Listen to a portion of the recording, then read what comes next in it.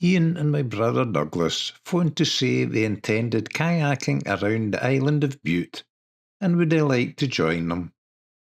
It's been a while since I've camped with the kayakers, so it was no surprise when I said, of course, I would love to meet up. Their plan was to leave Port and Cross near Largs and head for the uninhabited island of Inchmarnock off the west coast of Bute. Camp overnight and then head into the Kyles of Bute for the second night's camp, heading back to Port and Cross the following day. My plan was to launch my small F-rib at Kames Slipway near Tinnabruach and head down the Kyles of Bute to meet them in Inchmarnock, camp overnight, and then accompany them to the next campsite in the Kyles. A simple plan was made. As I intended parking my car overnight at Kames Slipway, I notified Belfast Coast Guard to tell them my plans. As once before, I had an RNLI search looking for me, when an innocent passerby phoned the Coast Guard to say they had seen a small boat head out to sea and had not returned at night. So a courtesy call to the Coast Guard saves this situation happening. The Coast Guard are always happy to be notified too.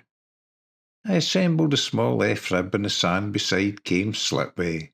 I had enough food, beer and fuel to last 3 days, plus all my camping gear. And I'm always amazed just how much you can carry in a 9-foot-long boat. I then put a tarpaulin cover over the stuff stored in the back to help keep it dry and stop it bouncing out the boat if the waves get up. Of course, with all the weight that I'm carrying, the boat is reduced to displacement speeds. Not that that matters, as the kayaks only go at displacement speeds too. There was a fresh breeze blowing out the northeast, so I headed across the Kyles to the island of Bute, so it was travelling in the calm seas as the wind was then offshore from Bute. The wind was bitter cold, and I had noticed a fresh fall of snow had fallen overnight in the hills on my drive to Tinnabruach, so the bright sun made it feel comfortable. It was still early March, so there were no leaves in the trees yet, and although there were plenty of sheep around, there wasn't a single lamb to be seen. I happily headed down the Kyles at little more than a fast walking speed, as I was in no hurry. It was now midday, and I was only going 15 miles or so. I could see Inchmarnock straight ahead, and is a small island dead centre in this video clip. The hills in the far horizon are on the island of Arran.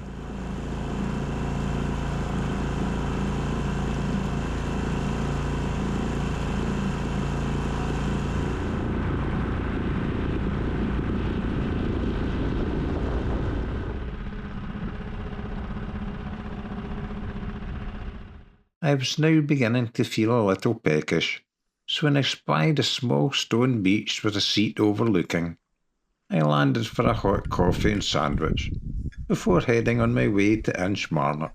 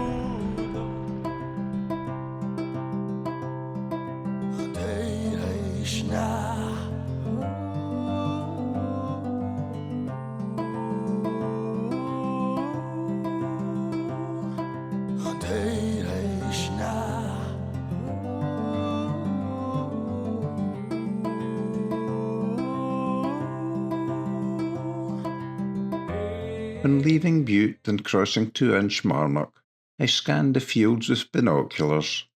Although there are no humans living in the island, it is home to around 200 cattle.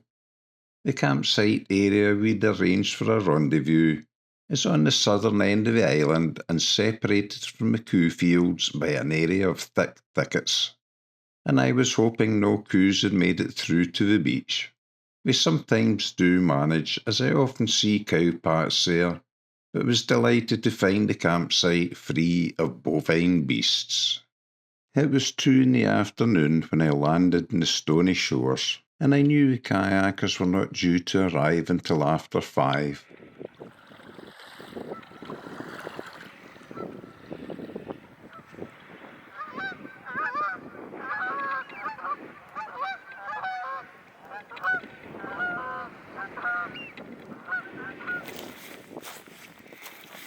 I was delighted to see there was plenty of wood for a fire, and it was also quite dry wood. Before doing anything else, I pitched my tailor tent and slurped a coffee while admiring the views. Both the scenery and the silence was stunning now the geese had gone.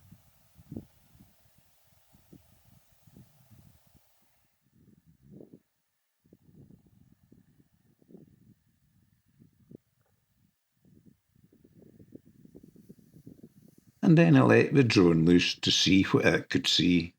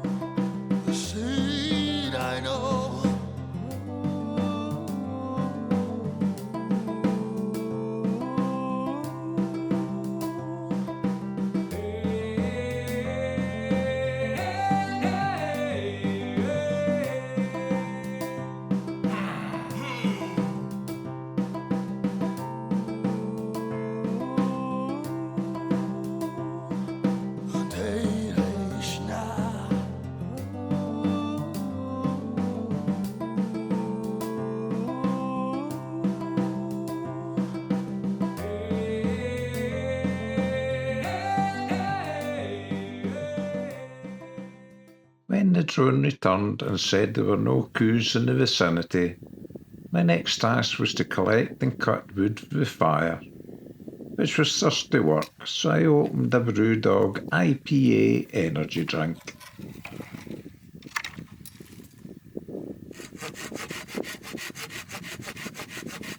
Then I started constructing the fire, knowing it would be a cold night without one. All the while I kept a keen eye on the sea, to see signs of my friends the kayakers. Suddenly, like a young pup, the drone shouted, "I see them," and shot off to greet them.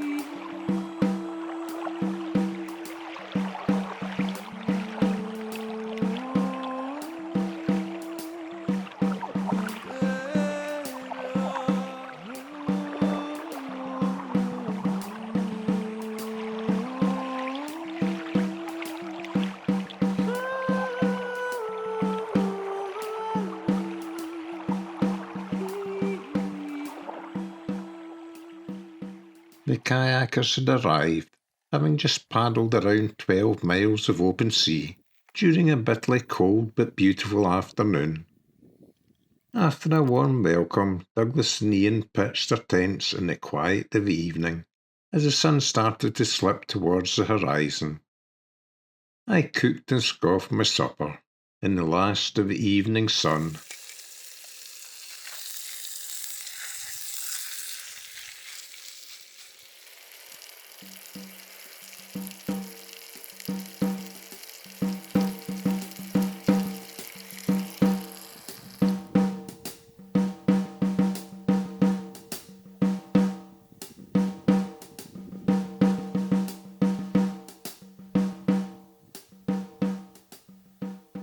Then, as the guys cooked and scoffed their suppers, I lit the fire and opened a tin of sheer gravy. Just the burgers, it does me. Then we all kicked back and watched an amazing West Coast sunset.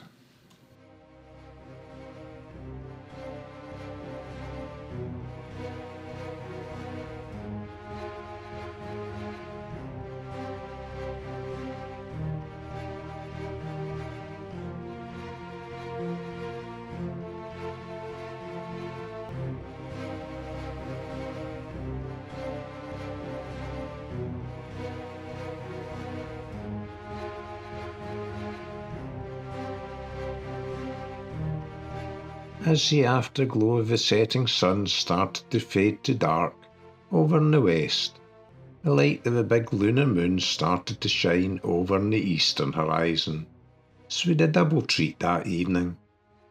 We then sat around the warm glowing campfire swapping wee swallows of yellow nectar and catching up on one another's tales. And then day one was done. There was a heavy frost the following morning when I got up around 7 a.m. The sky was bright and blue, but with a bitter cold breeze blowing out the northwest. We were in no hurry to leave, as it was low tide and there were lots of slippery rocks to carry the boats over. So we waited until 10 a.m. and the tide shortened the carrying.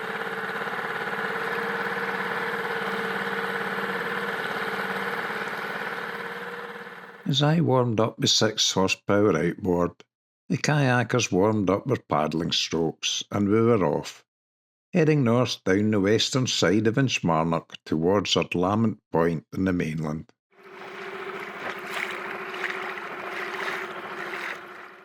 The guys have the advantage you can take shortcuts through the rocks and reefs, while I have to go the long way round so as not to damage my propeller.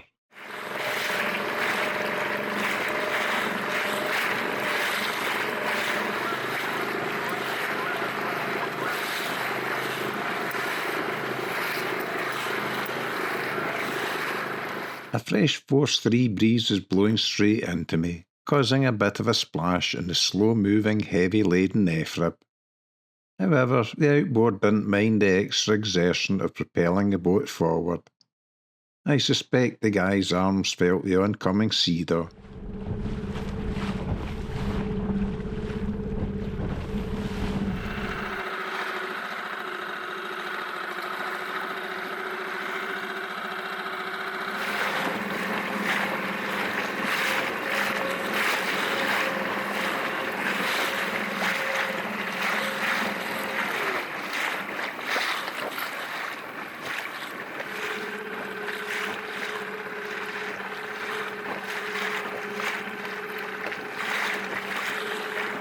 The wind was forecast to get up to force 4, so once we reached the northern tip of Inchmarnock, I went ahead to beat the freshening wind and to get a little speed up to raise the boat bow.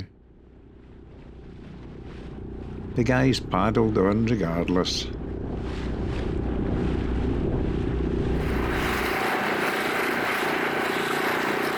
The video clips failed to convey how cold I was, just sitting still in a slow-moving boat. I was delighted to finally land on a stone beach at our Lament Point to get some shelter from the wind, have a hot coffee and await the kayakers. They don't feel the cold as much as me because of the effort of paddling.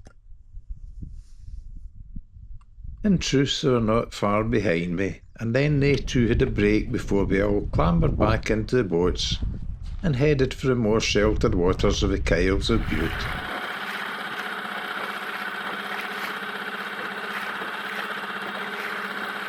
Initially it was very pleasant going along the sheltered coast of Willamette in the bright sunlight. But once I turned into the Kyles, the north winds started to rise again, and to make things even colder, the clouds covered the sun. As I headed into the Kyles, I started to shiver.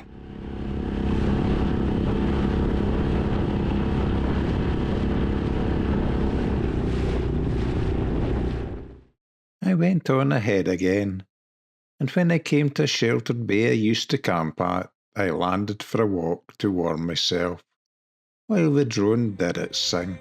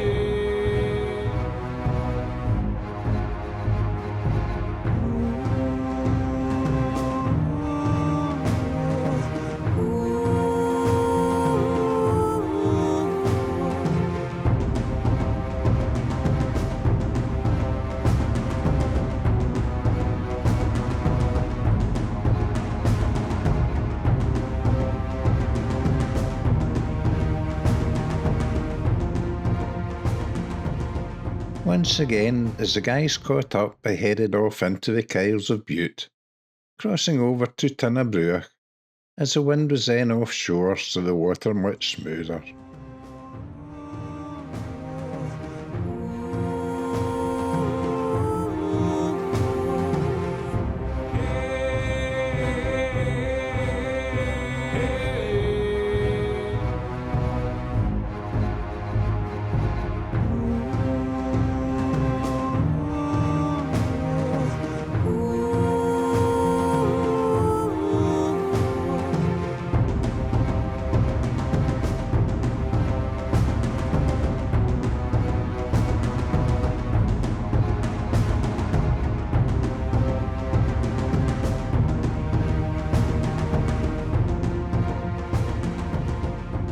Reaching the unusually named Buttock Point of Bute, I scanned the brown bracken-covered hillside, looking for an equally strange sight. The colourful maids of Bute. The painted stones tell the story of two women whose husbands went to sea and never returned. Legend tells the women will wait forever, as they were not the prettiest of girls, so no one really knows whether their husbands left them or they were lost at sea. Once round Buttock Point, I saw the proposed campsite for the second night. It looked a very cold, wind-swept field with little shelter, and not much chance of getting a fire going. I shivered waiting for the guys to arrive, then bottled out from another night's camping. My car was only a few miles away, so I bid my farewell, then headed for home in a hot shower. It transpired the guys pitched their tent, then took the Collintry ferry across the hotel, and enjoyed a warm supper and a few beers. The bitter cold wind then dropped as they made their way back to camp. They then paddled back to port and across the following morning, another adventure over, and although I found it a cold experience, I fair enjoyed our while camp in Inchmarnock. I hope you enjoyed the video, and thanks for watching.